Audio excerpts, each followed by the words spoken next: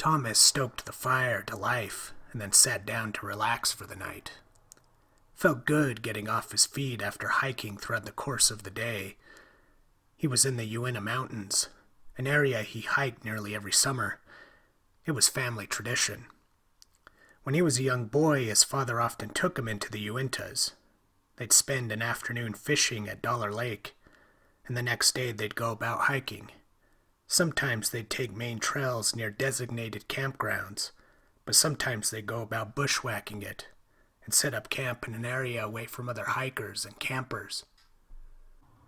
Bushwhacking was Thomas's favorite way to go about it, and that's what he'd done on this occasion. It felt good escaping the bustle of other human activity, something he rarely encountered off-trail. He grunted and sighed with relief as he removed his boots momentarily to air out his feet. The night was alive with the whir of crickets and other insects.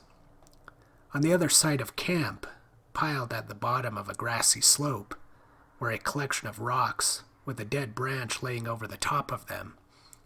The branch looked like a skeletal hand scraping over the rocks.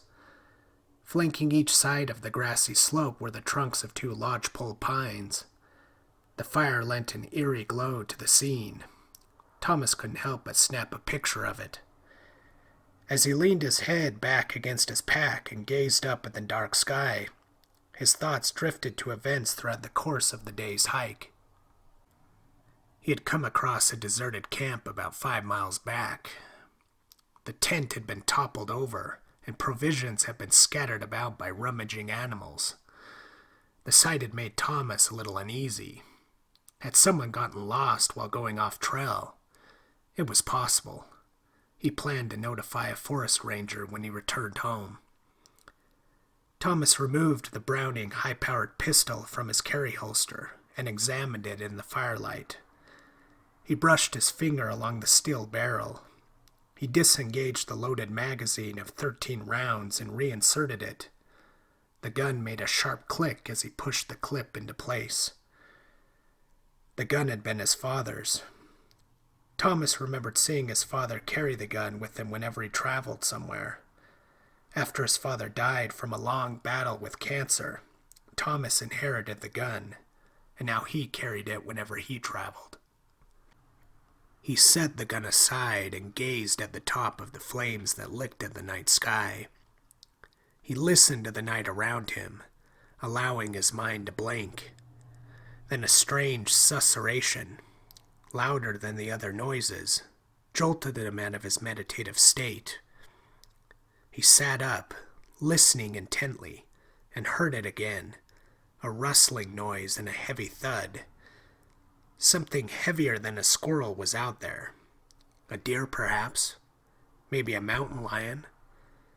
What if it was the people of that other camp, making their way back in the night? Then he heard a moist, crunching noise that sent a bolt of fear into his heart like a small blade, causing him to grip the Browning handgun in reaction. He listened. There was a strange hissing sound. It reminded Thomas of the noise water makes when pushing through a kinked hose. He retrieved the flashlight from his bag and put the gun in the carry holster. He went to the side of the rock pile and slowly climbed up the grassy slope. He remained low to the ground. Thomas was so nervous he felt his heart pounding in his ears. When he reached the top of the grassy slope, he shone the flashlight beam in the direction of the strange sounds, and what he saw made him stifle a gasp and grip the handle of the gun. About 20 feet beyond the two lodgepole pine trees was a pair of red eyes gazing in Thomas's direction.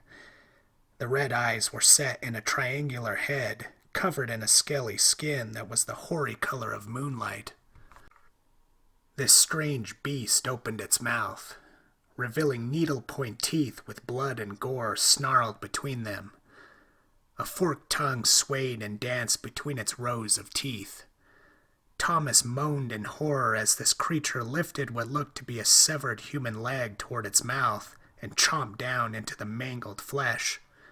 Now he knew what happened to the people of the other camp. Two more pairs of red eyes appeared in the darkness. Thomas shone the flashlight about with a shaky hand, providing a stuttery spotlight of these creatures as they advanced on him. They were tall, nearly 8 feet in height, with thin, spindle-like bodies covered in white scales. Portions of their bodies were somewhat translucent, and Thomas could see the network of veins seamed throughout their muscle. All of them burst into a high-pitched shrieking as they advanced. Thomas panicked and tossed the flashlight aside and removed the high-powered Browning from the holster. He took frantic aim and squeezed the trigger repeatedly. The gun blasts echoed into the night. Thomas fired randomly toward the glowing red eyes as they darted about in the darkness. He could see the slight muzzle flash as the gun fired each round. He fired until the gun was emptied. In his panic, Thomas fell backwards, tumbling down the hill where he landed on his side. The firelight soon revealed the creatures in full. They had bodies like snakes, but with long arms extending black claws. They used their claws to pull themselves to the bottom of the hill where they converged on Thomas, who lay helpless, gazing up at them with wide, horrified eyes. He noticed some of the rounds had hit their target. A green pus oozed from where the rounds had penetrated their scaly skin. Thomas waited his impending fate, striving to control the horror that wanted to explode inside him. One of them lowered its head toward his face. Those red eyes, brimmed with a silver ring lining around the pupil, locked into his like laser beams. Then it opened its mouth, and Thomas got one last look at its gore-flecked teeth. He saw what looked to be the torn fabric of a t-shirt entangled between the teeth and clotted with blood. He smelled the foul stench of decaying flesh. The monster howled, an ear-piercing sound that made Thomas's ears ache. He screamed in reaction. This was it. He closed his eyes, awaiting to be the next victim. But then he felt a swift breeze whoosh over him. He opened his eyes to see these serpent creatures scattering away rapidly into the night. A few moments later, the night was quiet. Thomas wept, praying gratitude to God that he had survived. He wondered what those creatures were. Could they have been a rare species of prehistoric snake that somehow lived on? Had he witnessed alien beings? Some claim they saw UFOs in the area. Whatever it was, he was ultimately glad he survived. He dusted off the Browning high-powered pistol and replaced it in the holster. He was sure the gun had played a role in saving his life.